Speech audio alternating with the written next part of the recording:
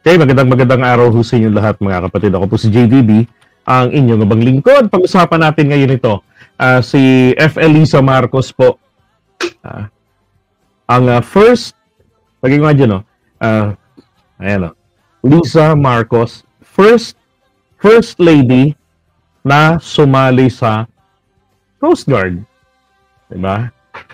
So, syempre, may mga nag-react na naman dyan, and I don't give a shit doon sa mga nag-react na hindi po nila nagustuhan ang tawag dito, etong pagsali niya ho dyan sa Philippine Coast Guard. Diba? Pero tingnan natin mga pictures. Sabi rito, sa post, First Lady Lisa Marcos joins the Philippine Coast Guard Auxiliary. Nax. Diba? Tapos ito naman, an officer, CFL, and a gentleman, si PBBM. Diba? Okay, ito yung tawag namin dyan dati si 8, it's pinning. No. Pero ano to, it's doning. Right? Yan. At ang kanyang rango po, grabe. 3-star general po ang katumbas doon. Okay, pero ano lang, auxiliary, katulad rin ito ng mga yung reserve, ganon. Pero ang taas ng rango nito. Kasunod na lang ito ng admiral kung full-fledged talaga ha. Pero malaking bagay na rin, di ba? Bakit naman? Nasabi nating malaking bagay. Aba, hindi ho ba dati ang nabalitaan natin noong 2023 pag-upo ni ganito, yung hepe ng Philippine Coast Guard natin. Natuklasan nila that there were 36 Chinese nationals na mga naging auxiliary. Diba? At sino ho ang maniniwala doon kahit sabihin pa na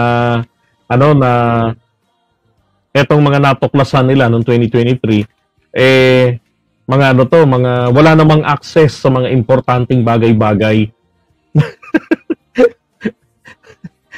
Diba? Hindi naman sa minamasama po natin ng mga Chinese lahat sila, pero hindi natin maiwasan na hindi po tayo dapat na maging maingat. Diba? Alam niyo naman, mga komunista mga yan.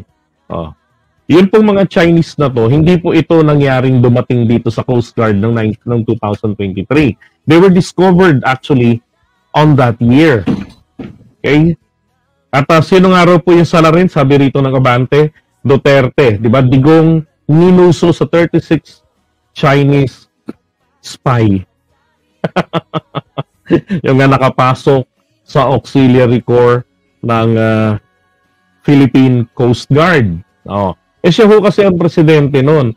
Kung daw nagkakamali, nung na-content natin ito, ang sinasabi po roon sa artikulo ay 2019, correct me if I'm wrong with the date, nagsimula ho silang magtanggap ng mga auxiliary. Diba? Diyan sa Philippine Coast Guard natin. Oh my God. Ano nangyayari sa Pilipinas doon? Diba? Okay, ngayon, sabi rin sa balita, ito. It is tasked to help the agency promote safety. Ayun si Gavan, yung hepe ng Coast Guard. Sabi rito, Gavan underscored that he found out, grabe, the Chinese nationals when he assumed office in October 2023. Kasi nung March, nagkaroon ng investigation sa Kongreso Sabi rito, so they went through the process in coordination with relevant intelligence and national security agencies of the government. So, ibig sabihin, nung panahon niya, nung matuklasan nila, na may mga Chinese national sa auxiliary unit ng Philippine Coast Guard, idinaan nila ito sa proseso, coordination para maimbestigahan ng ating intelligence team, tsaka ng national security. Yan. And then nga pala ang Philippine Coast Guard Auxiliary o yung CGA, ito po ay voluntary in nature na grupo po.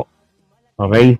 Tapos mga civilian group, tapos voluntary in nature sila, but that is being attached to the Philippine Coast Guard. Okay? Now, sabi rito, Gavan noted he required the Chinese nationals to get national security clearance, but they failed to do so, prompting the PCG to initiate delisting procedures and they are now delisted.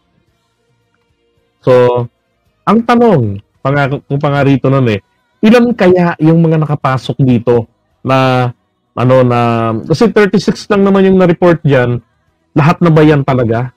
Di ba?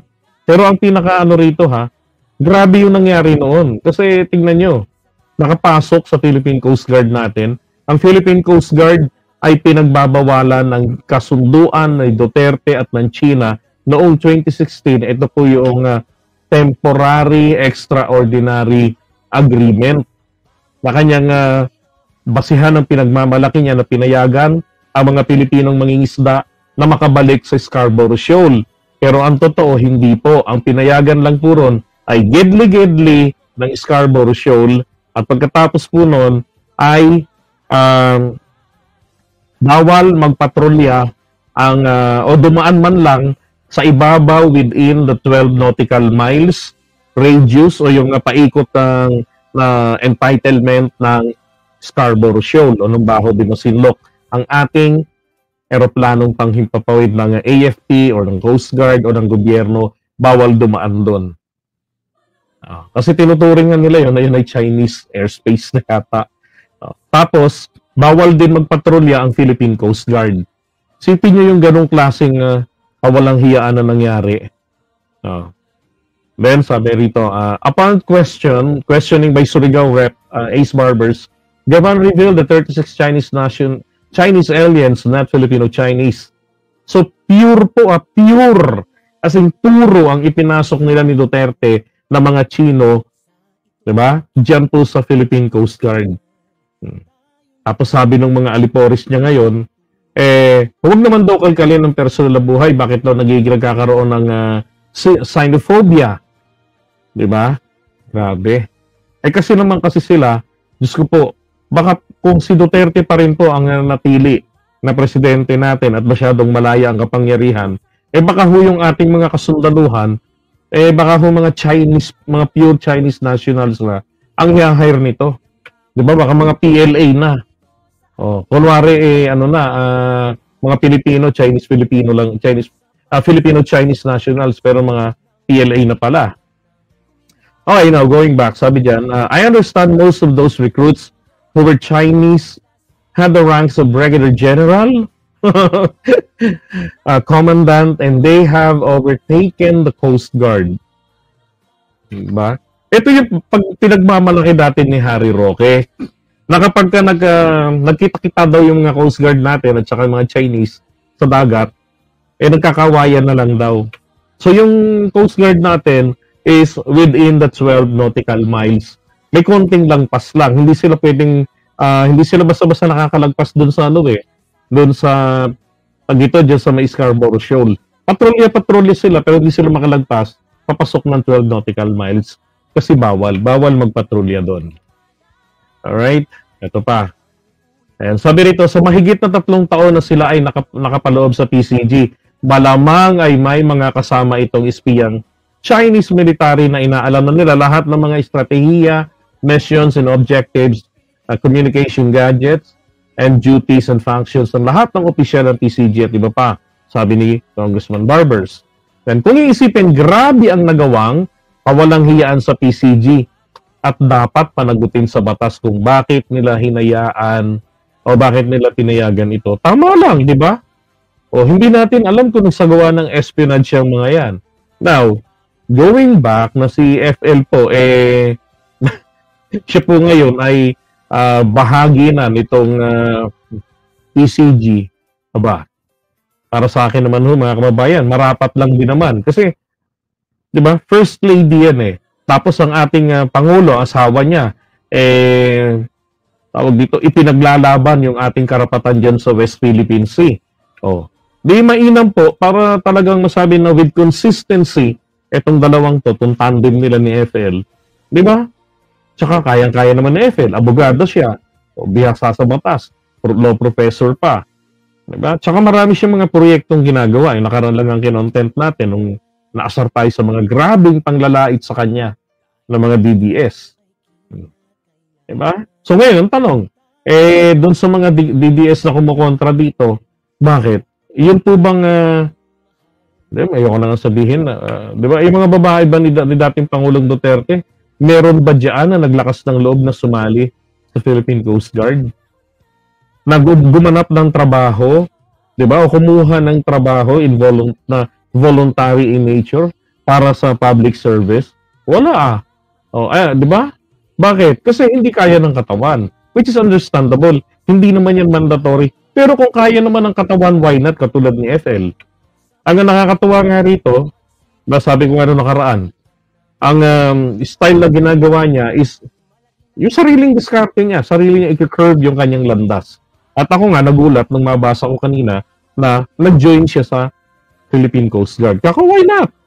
Diba? Dati nga, mga Chinese nationals. 36 yung na-discover nila.